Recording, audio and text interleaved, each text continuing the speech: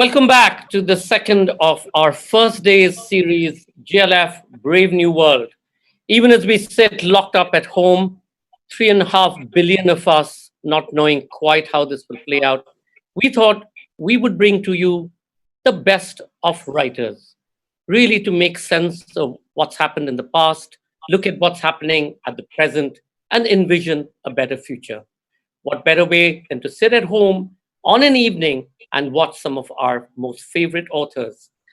Namita Gokhale and William Dalrymple, our festival directors, have put together for us a whole series of amazing writers we will bring to you across the coming weeks. Presenting to you right now, we have The End of History, Bruno, Macias, and Sujeev Sakya in conversation. And hey, folks, while we're in Delhi uploading for you, we've got Sujeev coming in live from Kathmandu, Nepal, and we've got Bruno sitting in Istanbul, Turkey. That's the magic of technology. Even while the world shuts down around us, condominiums don't allow people in, we can still get through to each of you. And it's even more important at this point of time to be able to get knowledge and information across. We're delighted today to present Bruno Macias, who was the Minister of European Affairs in Portugal from 2013 to 2015. He is a senior fellow at the Hudson Institute in Washington and the Reminen University in Beijing, and the author of two recent books, The Dawn of Eurasia and Belt and Road. The Dawn of Eurasia was selected as a book of the year by both the Financial Times and Foreign Affairs. Belt and Road was published in India in 2019. His new book, History Has Begun, was published in March. And I promise you that once the lockdown is lifted in most of our countries, you'll be able to go back online and order it from Amazon. Speaking to him is Sujeev Sakya. Sujeev is a thought leader who traverses many worlds. He earned the title of Nepal's CEO, Chief Eternal Optimist. What better person than to have right now? For the optimism he projected in his book, Unleashing Nepal. He writes and speaks extensively on business, development, economy, and leadership. He writes a regular column for the Kathmandu Post. Folks, while you're online, please remember, follow us at JLF Lit Fest. Comments, send in your questions. This is technology. It could well fail. If it does, hang in there. We will come back to you. We will log back on. And if you drop off or this particular session that you can't see on Facebook, go to any of our other social media handles on YouTube, on Instagram, and on Twitter. So, Sujeev, over to you to talk up the end of history. Thank you. Thank you, Sanjoy. And in these trying times, it's good to have these conversations sitting across different parts of the world. And thank you, JLF, for having us do this conversation. I think 2 months ago, when we were in Jaipur at the Jaipur Literary Festival, just over 2 months ago, Bruno and I, we were in a conversation and in sessions. And we never thought after 2 months, this is what this world is going to be. And as we've been discussing, and people have called Bruno the Twitter sage, who has been tweeting a lot, writing a lot about what is happening and where are some of the fault lines and what could happen. So maybe we will begin with, Bruno, about, talking about the topic, the end of history, and why do you say so? And what is the part of history that we see it ending? And perhaps then later we will talk about what will begin. Bruno. It's interesting that we were in Jaipur when the Wuhan lockdown was announced on January 23rd. And I remember discussing on stage with Peter Frankopan what would happen next. But neither of us thought we'd be here 2 months later in almost a global lockdown. Now, what is the meaning of the coronavirus pandemic for thinkers, commentators, analysts? It has changed our lives. It's turned our life upside down. But I think it's also fair to say that it has and should turn the world of ideas upside down. It's really forcing us to rethink pretty much everything. And so I would like to talk a little bit about that. I think, when people think back 10, 20, 50 years from now, back to this moment, I think the main question, I'm willing to risk that judgment, I think the main question will be the question about technology. I think the coronavirus, its first impact is to force us to rethink some of the assumptions we had about technology. We thought we had conquered nature. We thought we lived in a post-natural world in some ways. The discussion about climate change was different from the discussion we're having now. Essentially, now we are discussing whether nature has again become a danger. In climate change, we're discussing whether our activity should be refrained. Now we're discussing nature again as an enemy. And that has changed our assumptions. It has forced us to go back to the drawing board. And in fact, the narrative of the last 500 years, the Industrial Revolution, the Scientific Revolution, has in a way come to an end. The sense that we were moving towards a world where natural forces were at our disposal and we had full control over them, which is the narrative of the end of history. In Hobbes, in Locke, in Hegel, in Kant, and then in Fukuyama, the idea is that we'll reach a world where human beings live in the realm of freedom and they have abandoned the realm of nature. I think the coronavirus showed how naive that was. It showed how, in fact, perhaps that history is still at the beginning. And now we're faced with the questions that our ancestors faced. How do we face these natural threats, and how will they impact our world? Questions about digital surveillance, questions about reorganizing our whole societies. It's a much more critical moment than even the global financial crisis. It really goes to the heart of what our societies are about, what the Enlightenment societies are about, and will force us to think about that. Now, I think the task of commentators and thinkers is already try to anticipate some of these changes so that we are not caught off guard as they happen. And a particularly important one is, of course, digital surveillance and other forms of surveillance, which will become very quickly very attractive. And how do we develop new technologies to face this coronavirus over the next 2 or 3 years, because it will be with us for 2 or 3 years, and then other pandemics in the future, and then climate change, which has a lot of overlapping space with this coronavirus pandemic. How do you see it, Suji? Yeah, I think, you sort of, there has been a lot of, I've been also pondering upon a lot, and these lockdowns have provided us moments of reflection where we look back and see what went wrong and what happened. Because one of the things that keep bothering me is that how come there are so many global powers that spend so much on military, so much on intelligence, so much, how come this people did not see this coming? That is something that really continues to bother me. And so anything, what do you see on this, in terms of how come, you have NATO, you have these alliances, you have major, sort of military superpowers, and how did they not see this coming, or what happened? Because we are talking about basics, we are talking about washing hands, we are talking about, tissue paper, we are talking about masks, we are now talking about basic stuff. So what did we miss? Maybe, Pranav, what do you think? I think there are two things here. First, there was complacency, particularly in Western societies. I think I was traveling after Jaipur. I was traveling in Asia for 1 month and a half. I could see how everyone was getting ready for what was coming, and that was clearly not the case in Europe and the United States. There was a big cultural difference there. There was a feeling that this could happen elsewhere, but not in Western societies. And then I think we have underestimated the complexity of modern societies, the connections, the interdependence, the connectivity, and how fast these connections are. Even at the moment of SARS in 2003, there probably were no direct flights from Wuhan outside China. If there were very few, and now there are thousands. The way all countries are connected, the way everything takes place at turbo speeds, and clearly our systems, our social systems, our political systems, were not prepared for this. So we've talked a lot about how finance has, in a way, overstepped the ability that states and societies have to respond. But that's not just true of finance. That is true of the global system as a whole. which includes travel, which includes pandemics, which includes every form of connection between human beings, our societies are still operating at a different level.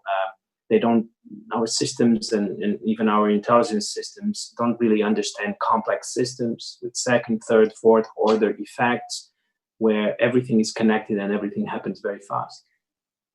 Yeah, that's I mean, also been pondering about, what is it that it's not about a blame game, but then where we are missing, because as we are looking at, sort of the next, the future, the time that's coming up, and as we see, as you always been writing about, in terms of the global distribution of power is going to change, the way institutions are going to emerge, that's going to change.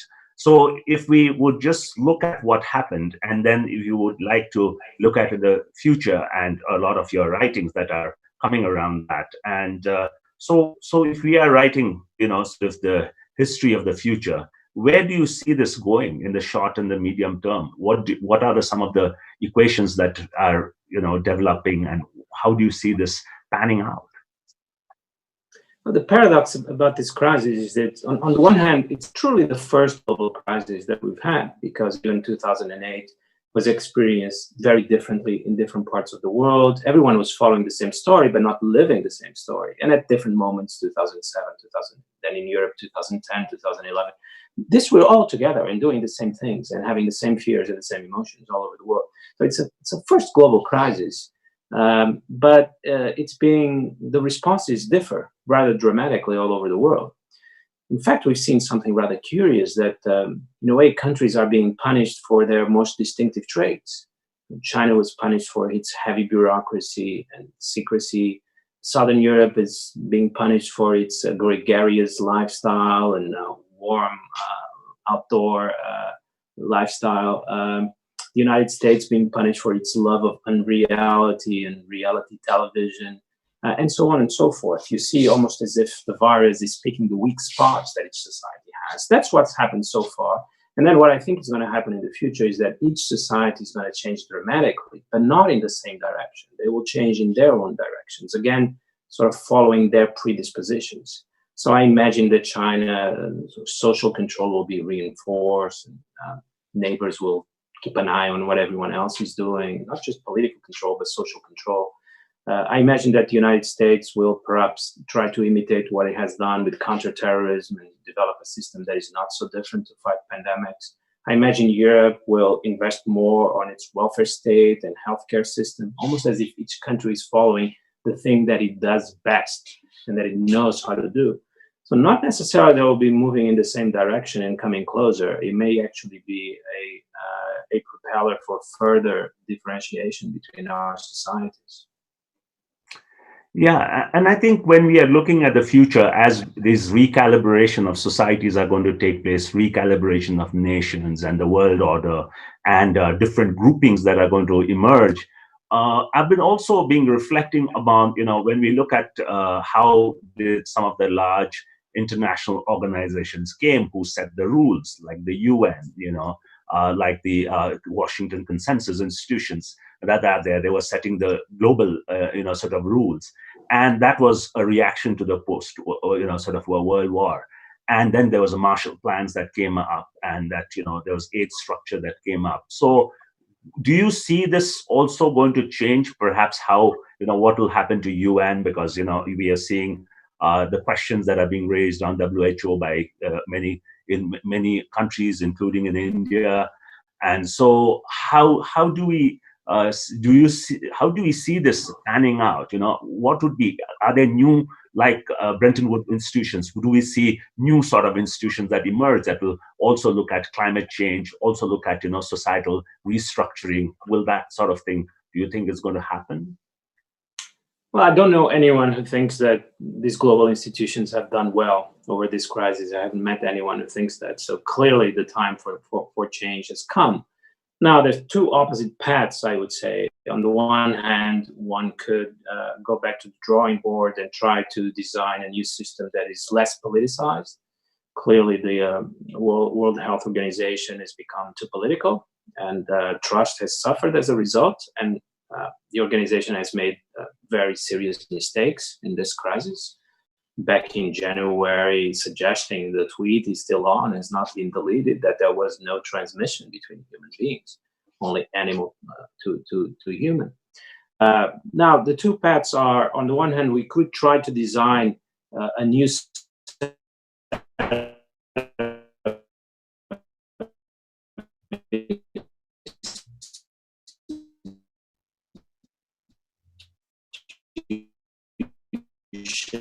that is more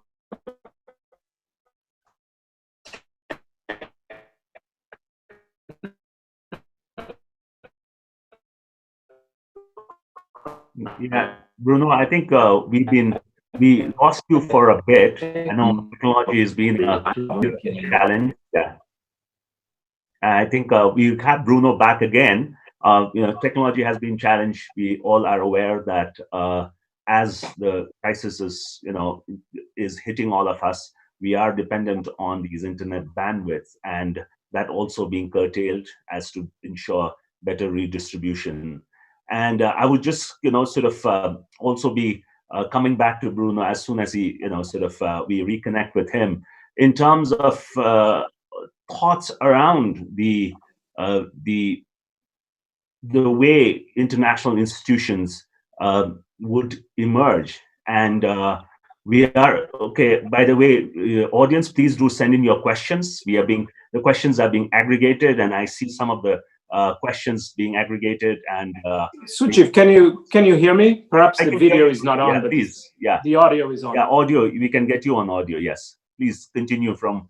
Yeah, we were talking about the institutions and what would happen and the different forms. Yeah, Bruno, please. So I don't know when it was cut off, but I think there are two paths. But essentially, I see states relying on their own capacities more and more. The global response has been very weak. What we have seen, in fact, has been sort of each country for itself, competing in the market to get ventilators and other much-needed medical equipment. And there's been no attempt from global institutions to provide some order to this. The lesson that states probably are going to withdraw from this is that in the future, they have to be more reliant on their own resources. Now, we all hope that this will be limited to certain areas, medical equipment. But in other areas, international connections and trade and global value chains will still not be destroyed. Otherwise, we'll all suffer as a result, I fear. Yeah, but we do see this taking a hit for at least a good period of time, because everybody is very anxious as to when would international travel begin, when would things will normalize, and I think most of our energies are being spent on looking at day-to-day issues, sort of managing the basics, on firefighting mode. And so this is going to bring an impact. And I think there is an opportunity for long-term thinkers to really now put their heads together to perhaps look at what can happen, what could be some of the different multilateral and multi-country regional initiatives that can take place, that can, look at fighting some of these issues together. So that's one part I also personally see. Before we take questions, I know the larger discourses on how this is going to impact the climate change discourse is going to, is being discussed. So what do you have to say about that, Bruno, if you would want to share anything on that? I know this is a long-term issue on how this is going to impact the climate change discourse. Is it going to, people are going to change habits? Are there people going to look at nature in a different way? I think these are hopes are there, but how do you see this? I was trying to turn the video back on, but it says here that only the host can do it. I'll continue, but if it can be done back in Delhi, please try that. I think the connection is back on. Well, climate change, I think on the one hand, it's going to have a different impact along different dimensions. I think many people that were skeptical and took a certain relish in being skeptical, they have been taught a lesson. They have been taught a lesson that there are significant unseen threats that lie in the future and that we have to prepare for them. On the other hand, I also think that the response about reducing human interference in nature, a certain benign understanding of nature is also going to be in crisis, because we, again, as I said at the beginning, being woken to the reality that nature can be hostile to human beings. That's a very basic point, but sometimes is forgotten in the climate change debate. And then finally, in terms of geopolitics, I think this is a real warning, because what we've seen in the coronavirus crisis, and no one could have seen it coming, was that the states, different countries and systems are actually using the crisis as a way to compete against other countries, to try to come out on top, to show that they have been able to deal with the coronavirus epidemic better than their rivals, rather than coming together. And I fear the same could happen with climate change and global warming, that perhaps countries will going to be tempted to try to compete with others and try to gain from that.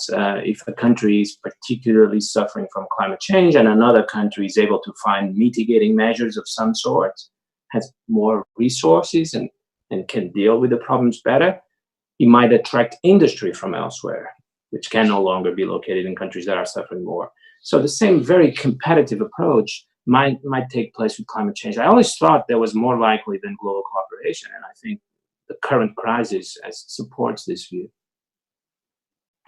Okay, Bruno, we started getting a lot of questions, and I think just to continue this, we would go with, there's a question from Neha Dasgupta who asked that, do you believe the era of deglobalization has begun? No, I don't. And I think we've seen in these 2 months that in some critical areas related to national security and the health emergency, states have retreated. But in other areas, trade has continued. Countries have been very clear when they make these announcements that flights have been banned to explain that cargo flights have not been banned. Global supply chains in many areas are still working. And in fact, if they weren't, all of us would be suffering a lot more. So I think, and this was already true before the coronavirus, that countries will focus on certain areas where they want to be self-sufficient, but in other areas, global integration will be able to continue. But certainly travel, tourism, all those will suffer dramatically. Thanks. I think I also feel the same. So I don't think deglobalization has begun. There's another question, because we have a lot of viewers in India tuning into this. So the question from Ria Sharma is that, how do you think India will cope with this pandemic? What do you think about it, Bruno? Well, I was in India at the end of January. I saw the country was very alert to this before the countries were. But obviously, India does not have the same resources that Western Europe has. Not only in terms of the hospitals and medical equipment, but also, in Western Europe, pretty much everyone can stop working for a month, rely on their savings and state support, government support to go through this. This is, of course, very difficult in India. And what we've seen is that the economic impact is already being felt together with the epidemic. So it will take a particular effort from India and Indians to go through this, because the country has vulnerabilities that, of course, you don't find in Western Europe or the United States. We also have to wait and see what is the impact of temperature and climate, because many studies published in China seem to show that the virus really does not do very well under high temperatures. In India, most of India will soon be under temperatures of 40 degrees. So hopefully that's a sign of hope. The studies are very encouraging. Yeah, I think, closer home, we have a question about closer to your home as to how Europe is being coping. Has Turkey shut down? What about Spain, Portugal, and also on the second part is that, will nation states use this to become more dictatorial? We've seen what happened in Hungary, Yeah. Yes. Well, that had been happening in Hungary for a long time. I don't think we could speak of a Hungarian democracy even last year. So this, like in many other areas, what the virus has done is to bring to the surface truths that were there, but we were not aware of them. So now everything is becoming obvious. It's becoming obvious that Europe is too complacent and has been too complacent. And it's become obvious that Hungary is no longer a democracy. So there's been a revelatory element to the virus, but Europe has not been doing well. There's no way to hide that fact. But that's been true in the past, that the first stage of the crisis, Europe responds very slowly and then finally gets its act together. So all of us who are very concerned about the future of Europe have been trying to push for a quicker response, and has to be quick. Yeah, and there's another question from Srishti Bhatia. She says that global response has been weak. So how do we ensure symmetrical engagement globally in case of a similar pandemic? How is this going to work? And how will the pandemic change the geopolitics and most of the COVID world? That's the question from Srishti Bhatia. Well, again, it was already true before the virus appeared that the geopolitical competition was getting intense. It was being heightened. So in a way, it was unfortunate that the virus arrived at a moment where particularly China and the United States were engaged in this almost open conflict. Now, what we have to do is to try to extract some areas from competition between China and the United States will continue, but some areas have to be made safe. Some areas have to be removed from the arena of competition, and pandemics is one of them. Hopefully, countries that can be heard from both sides, from the US and from the Chinese side, have to take the initiative and try to develop a system where at least we have global institutions that are technocratic in nature, like we did for nuclear arms control and nuclear armament. We need to develop a similar system for pandemics. Yeah, I think there's another question on, sort of what will be the effect on the global economy, on travel, and, on the way people move about. Economy one, and then on the travel and how people will move. Yeah, I think it will be devastating. I think we're already seeing that the impact is something we haven't seen since World War II. Perhaps the only valid comparison in the Great Depression, but even then, the initial figures are worse than they were in 1929. Unemployment is exploding all over the world. We're, at the beginning, people were throwing numbers of 2-3% contraction in 2020. Now we see numbers of up to a 30% contraction in Europe and the United States. I think the developing world will be particularly vulnerable also to currency flows, financial crisis, and even the long-term impact is not encouraging for countries that rely on tourism, for example. And that's true in Southeast Asia, Southern Europe, and many other areas. I simply cannot see, even after the virus is gone, that people will resume the same habits that they had before. Yeah, I think we are going to, this is the last question I'm going to take. Time is flying. So I think we come to your favorite, sort of writings you've written on the Belt and Road. There's a question from Sharmila Mehta Sutaria that says that post the lockdown, where China stands. And that I would also add another question that has come to say that how will China reach out to the world to build trust, or will it again? So the final question we may end this. Yeah. Well, in terms of reputation, China has suffered the blow, obviously. You can see that. Many people blame China for this, but it also has an opportunity. I wrote a piece yesterday saying that in a way China was better prepared than everyone else to deal with this. A society that can organize itself very quickly around a single goal, and has been able, after the initial moments, to respond.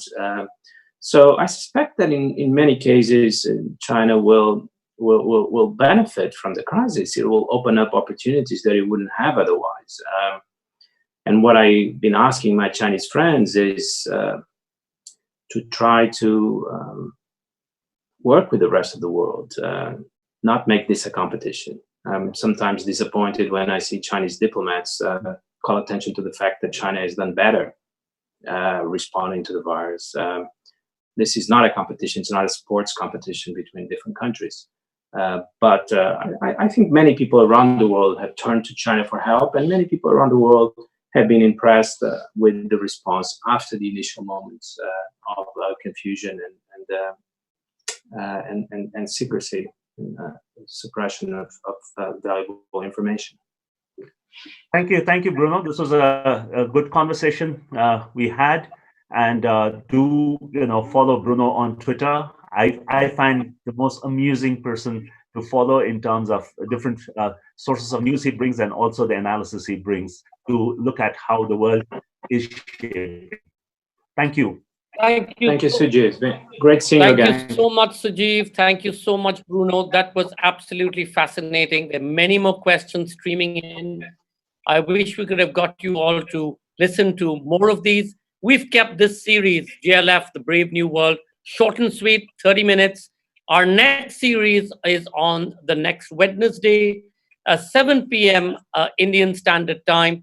The topic will be the New World Disorder, the COVID pandemic and beyond, with Shashi Tharoor and Samir Saran, followed by Freedom of Thought by Helena Kennedy and B. Rowlatt. From all of us at GLF and Teamwork, on behalf of Namita Gokhale and William Dalrymple, thank you, Sujeev, all the way from Kathmandu. Thank you, Bruno, all the way from Istanbul. Both of you, stay safe. Folks, if you're going to go out, wear your mask. I know WHO initially started saying no mask, but now they're back to wear the mask. Stay safe, stay well. We'll be back again on Wednesday. Spread the word. This is GLF and a whole new series, The Brave New World.